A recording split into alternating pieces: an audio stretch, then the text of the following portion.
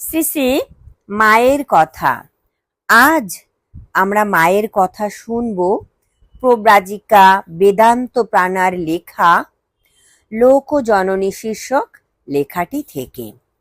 ভারতবর্ষে মাতৃ সাধনার ইতিহাস সুপ্রাচীন হলেও একটি মানবীয় শরীর মন অবলম্বনে দেবীত্ব ও দিব্য মাতৃত্বের সমন্বিত পরিপূর্ণ প্রকাশের একটা অভাব এদেশের অধ্যাত্ম জগতে ছিল। জাগতিক মাতার স্নেহমূর্তির সঙ্গে জগদীশ্বরীর মানস কল্পনাকে মিলিয়ে নেওয়ার কোথায় ছিল একটু অস্বাচ্ছন্দ্য। অষ্টাদশ শতকে রামপ্রসাদ, কমলাকান্ত প্রভৃতি শাক্ত সাধকের গানে আদ্যাশক্তির সহজ বর্ণনা প্রকাশ পেলেও দেবী কল্পনার দেবীই থেকে গিয়েছিল, হয়ে ওঠেনি মর্তের ধূলিধূসরিতা জননী।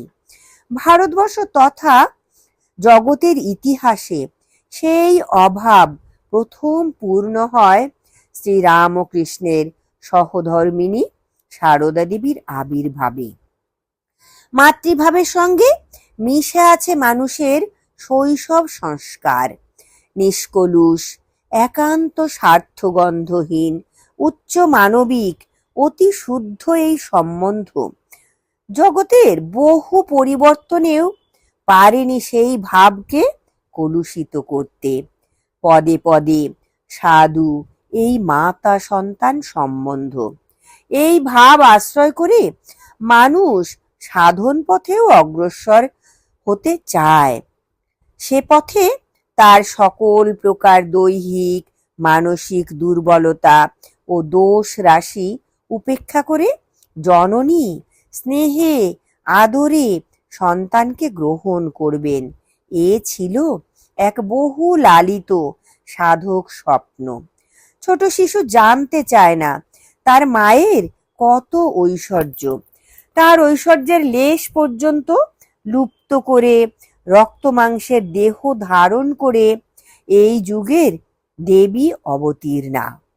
শ্রীরামকৃষ্ণের হিন্দু শাস্ত্র ঘোষিত তন্ত্র বৈষ্ণব বেদান্তাদি সকল মতের সাধনা এবং হিন্দু ধর্ম বহির্ভূত খ্রিস্ট ও ইসলাম ধর্মে সাধনা যেমন উদার সমন্বয়বাদের পরিচায়ক, অপরদিকে নিজ জীবনে শুদ্ধ সন্তান ভাব নির্বাচনে ও সংরক্ষণে তার আগ্রহ বিশেষ একটি ভাব প্রাধান্যের সূচনা করে।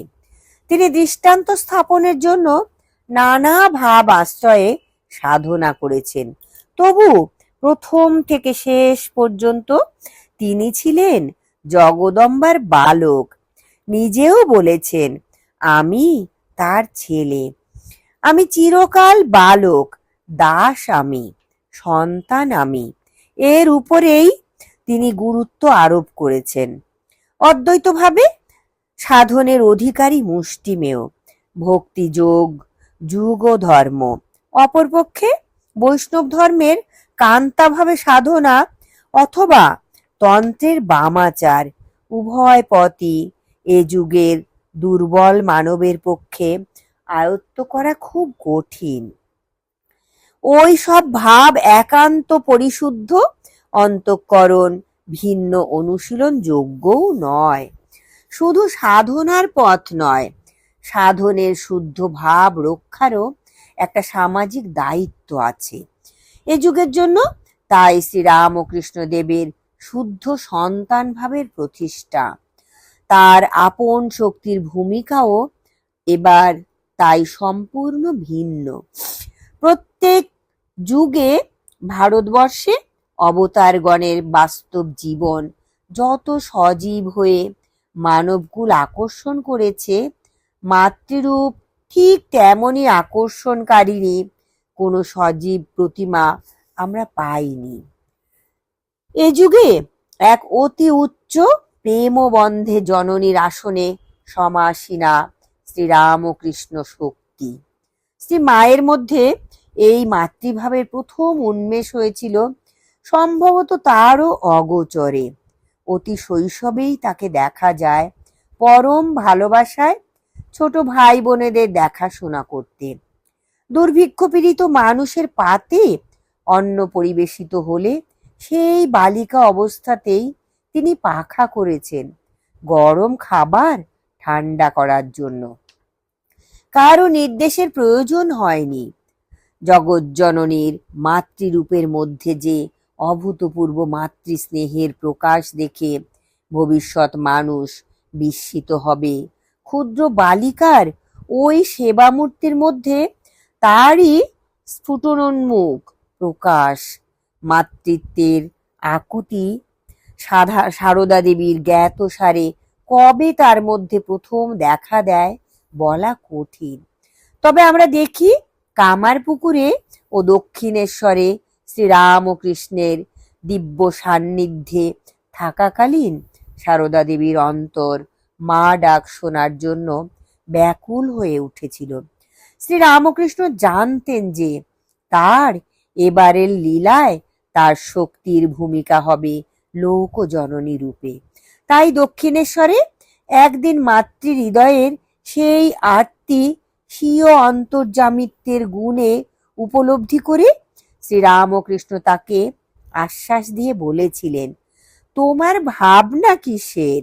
তোমায় এমন সব রত্ন ছেলে দিয়ে যাব, মাথা কেটে তপিস্যে করেও মানুষে পায় না। পরে দেখবে এত ছেলে তোমায় মা বলে ডাকবে, তোমার সামলানো ভার হয়ে উঠবে। শ্রীরামকৃষ্ণের দেহত্যাগের আগেই সে মা ডাকের আস্বাদ কিছু কিছু পেয়েছিলেন। শুদ্ধ সত্য বালক ভক্ত লাটুকে শ্রীরামকৃষ্ণ নিজেই একদিন নিয়ে গিয়ে মায়ের সেবায় নিযুক্ত করেছিলেন। রাখালকেও পরবর্তীকালে স্বামী ব্রহ্মানন্দ ঠাকুরই নিজে মায়ের কাছে নিয়ে উপস্থিত করেছিলেন।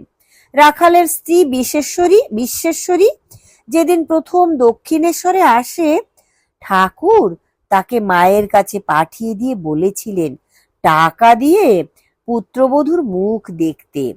ঠাকুরেরই নির্দেশে গোপালদা স্বামী অদ্বৈতানন্দ মায়ের বাজার করতেন এবং যোগেন পরবর্তীকালে স্বামী যোগানন্দ নানা কাজে তাকে সাহায্য করতেন। এরা শুধু এদেরই নয়, ঠাকুরের কাছে অন্য যেসব ভক্ত আসতেন তাদেরও শ্রীমা নিজের সন্তানের মতোই দেখতেন। তাদের অজ্ঞাতসারে শ্রীমার মাতৃস্নেহ তাদের উপরে বর্ষিত হয়ে চলত। পরম তৃপ্তিতে তিনি নহবতের নেপথ্যে বসে সারা দিন রান্না করে চলেছেন তাদেরই জন্য। এক এক ভক্তের এক এক রুচি, মায়ের রান্নাও হয় সেই অনুযায়ী। নরেন ভালোবাসেন মোটা মোটা রুটি ও ছোলার ডাল। শ্রীমা নহবত থেকেই হয়তো শুনলেন ঠাকুর নরেন্দ্রকে বলছেন থেকে যেতে। সঙ্গে সঙ্গেই তিনি ছোলার ডাল চড়িয়ে ময়দা ঠাসতে বসে গেলেন। বালক সারদা অভিভাবকদের ইচ্ছার বিরুদ্ধে দক্ষিণেশ্বরে আসতেন। অনেক সময়ই তার কাছে ফিরে যাওয়ার পয়সা থাকতো না। ঠাকুরের নির্দেশে সারদা বাড়ি ফেরার আগে নহবতের কাছে গিয়ে দেখতেন তার ফেরবার ভাড়া হিসেবে 4টি পয়সা নহবতের দরজার গোড়ায় রাখা আছে। ঠাকুর কিন্তু বলবার আগেই শ্রীমা ওই পয়সা 4টি রেখে দিয়ে আড়ালে সরে যেতেন। ঠাকুরের কাছে স্ত্রী ভক্তরাও আসেন। যেসব মহিলা ভক্ত দিনের শেষে এসে পৌঁছান তারা কোথায় রাত্রে থাকবেন এই নিয়ে সমস্যা হয়। ঠাকুর জানেন নহবতের ছোট্ট ঘরে তাদের স্থান সংকুলান হবে না, সম্ভব না। তাই তাদের বলতেন তার নিজের ঘরের রোয়াকে শুতে। কিন্তু শ্রীমা তাদের নহবতের ঘরেই নিয়ে যেতেন। নিজের সব অসুবিধা তুচ্ছ করে নহবতের ওই ছোট্ট ঘরেই মেয়ে ভক্তদের শোবার ব্যবস্থা করে দিতেন। তার আন্তরিকতার স্পর্শে তাদের সমস্ত সংকোচ দূর হয়ে যেত। তিনি জানতেন এরা শুধু ঠাকুরের ভক্তই নয়, তারও সন্তান সন্ততি। তিনি এদের সবারই মা। তাই ঠাকুরের ভক্তদের সেবার জন্য কখনো কখনো তার ক্লান্তি বা বিরক্তি ছিল না, ছিল একটা পরম তৃপ্তি বোধ। ঠাকুরের বালক ভক্তদের অন্যতম পূর্ণচন্দ্র যখন প্রথম প্রথম দক্ষিণেশ্বরে আসেন, তখন একদিন ঠাকুর তাকে নহবতে মায়ের কাছে নিয়ে গিয়ে বললেন তাকে মালা ও চন্দনে ভূষিত করে খাওয়াতে। শ্রীমা ঠিক তাই করলেন। পূর্ণ নিজে ওই ঘটনা সম্বন্ধে পরবর্তীকালে বলেছেন, আমাকে নহবতখানার ভিতরে নিয়ে গিয়ে একজন স্ত্রীলোককে বললেন, এই পূর্ণ, একে খাওয়াবার কথা বলেছিলাম। স্ত্রীলোকটি আমার ঠিক মায়ের মতো স্নেহ ভরে কাছে ডেকে নিয়ে আসন পেতে বসিয়ে খাওয়াতে লাগলেন। ঠাকুর একবার বাইরে যাচ্ছেন, আবার তাড়াতাড়ি এসে তাকে ডেকে বলছেন, ওগো, এই তরকারিটা বেশি করে দিও। আমি তখন ভেবেছিলাম স্ত্রীলোকটি বোধহয় ঠাকুরের কোনো মেয়ে ভক্ত। পরে যখন মা ঠাকুরকে প্রণাম করতে যাই, তখন দেখি সেই তিনি, আমাদের মা। এইভাবে দেখা যায় শ্রীমা ভবিষ্যতে যে ব্যাপক জননিত্যের আসনে উপস্থিত হবেন, শ্রীরামকৃষ্ণের জীবিত কালেই তার পটভূমি প্রস্তুত হতে থাকে। কখনো শ্রীরামকৃষ্ণের প্রত্যক্ষ হস্তক্ষেপে, কখনো বা তাকে উপলক্ষ করে তার পরোক্ষ প্রভাবে। কিন্তু ঠাকুরের প্রকট লীলাকালে তাকে কেন্দ্র করে এই যে ক্ষুদ্র ভক্ত গোষ্ঠী গড়ে উঠেছিল, তার এক অংশের মুখে মাতৃ সম্বোধন শুনেই শ্রীমা তৃপ্ত থাকতে পারেননি। নিখিল জগৎকেই তিনি সন্তান জ্ঞানে কোলে তুলে নেওয়ার জন্য ব্যাকুল। শ্রীরামকৃষ্ণের দেহাবসানের পর শ্রীমা তাই একা একা বসে ভাবতেন, ছেলে নেই, কিছু নেই, কি হবে? ভবিষ্যতের লোকজননীকে আশ্বস্ত করতে শ্রীরামকৃষ্ণকে নিজেই একদিন আবির্ভূত হতে হয় তার সামনে, পুনরাবৃত্তি করতে হয় সেই অমোঘ ভবিষ্যৎ বাণী। ভাবছো কেন? তুমি একটি ছেলে চাচ্ছ? আমি তোমাকে এই সব রত্ন ছেলে দিয়ে গেলুম। কালে কত লোকে তোমাকে মা মা বলে ডাকবে। ঠাকুরের এই ভবিষ্যৎবাণীর মধ্যে দেখা যায় দুটো অংশ। রত্ন ছেলে বলতে ঠাকুর বুঝিয়েছেন নরেন্দ্র, রাখাল প্রমুখ ত্যাগী সন্তানদের, আর মাস্টারমশাই, নাগ মহাশয়, বলরাম বসু প্রমুখ গৃহী ভক্তদের, যারা তারই নির্দেশ মতো আপ্রাণ চেষ্টা করছেন সংসারে থেকেও এক হাত তার পাদপদ্মে সর্বদা রেখে দিতে। কিন্তু এই কয়েকটি রত্ন ছেলে নিয়েই চরিতার্থ হয়নি শ্রীমার জননিত্য। এই ক্ষুদ্র সন্তান গোষ্ঠীর বাইরে যে বিরাট জনসাধারণ, যারা ত্যাগ করতে শেখেনি কিংবা ভালোবাসতে জানেনি ভগবানকে, তাদের জন্যও ব্যাকুল হয়েছিল এই সর্বগ্রাসী মাতৃ হৃদয়। লক্ষ্য করলে দেখা যাবে ঠাকুরের ভবিষ্যৎবাণীর দ্বিতীয় অংশে সেই ইঙ্গিতই ছিল।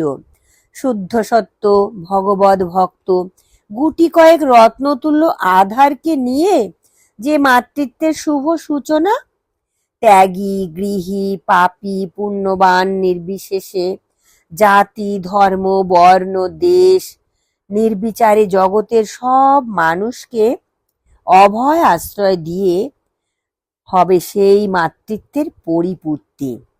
তাই ঠাকুরের লীলাবসানের পর বছর কয়েকের মধ্যেই দেখা যায় জননী কেন্দ্রস্থা হয়ে আকর্ষণ করছেন অগণিত ভক্তবর্গকে।